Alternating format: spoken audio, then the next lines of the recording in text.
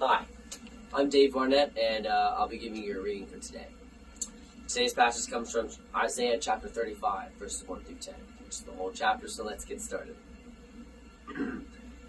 The wilderness and the dry land will be glad. The desert will rejoice and blossom like a rose. It will blossom abundantly, and will also rejoice with joy and singing. The glory of Lebanon will be given to it, the splendor of Carmel and Sharon. They will see the glory of the Lord and the splendor of our God. Strengthen the weak hands.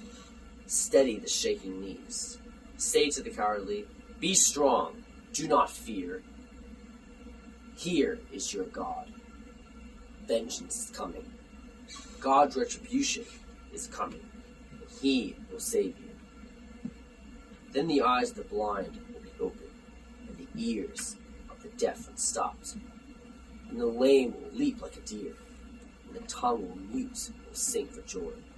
For water will gush in the wilderness, and streams in the deserts, and parched ground will become a pool of water, and the thirsty land springs of water.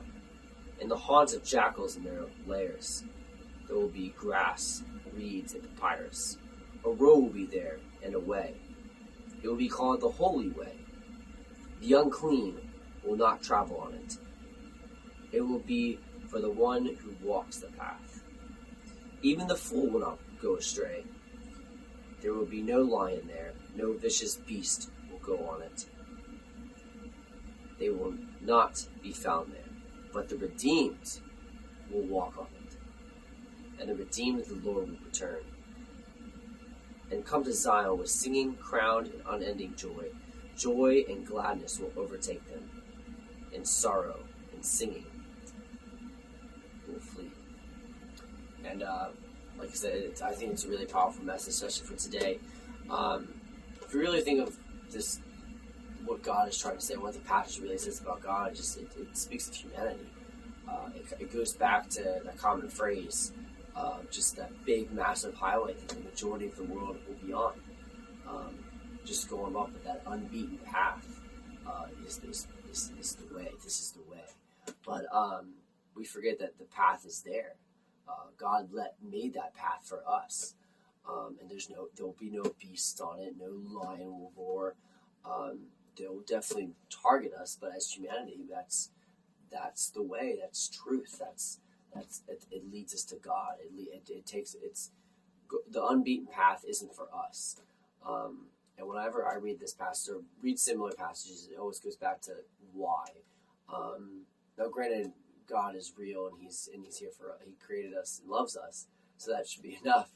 But it makes you greater than yourselves, and it's not for you. So we should be helping each other, as looking side to side and behind us and in front of us. We're all family. We're all brothers and sisters in Christ and the human race. We're all created equally. So the point is truth. The center of it all is what Jesus is trying to speak is truth. And we need to share truth. Truth isn't just a gift for us. We need to share that gift and utilize it to the best of our abilities. Just to go on that path.